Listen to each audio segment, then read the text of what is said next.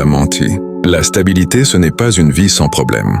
C'est une vie où les problèmes ne te détruisent plus. On nous vante une image irréaliste de la stabilité. Un boulot parfait, un couple sans conflit, des finances toujours au vert, une vie calme, lisse, sans vagues. Mais ça n'existe pas.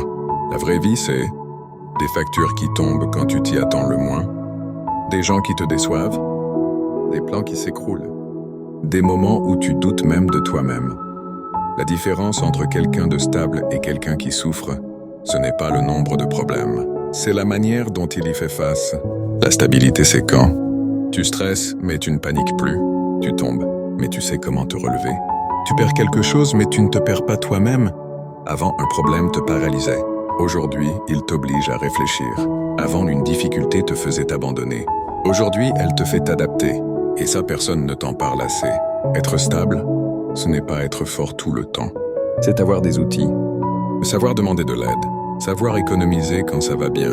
Savoir respirer quand tout s'accélère. Savoir dire « ça va passer » sans se mentir. La stabilité, c'est émotionnel, mental, financière. Ce n'est pas une destination, c'est une compétence. Et la bonne nouvelle, ça s'apprend.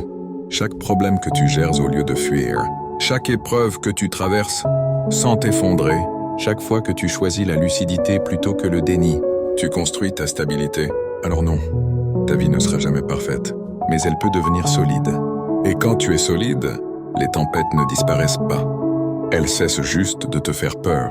Si ce message te parle, garde-le. Un jour tu en auras besoin.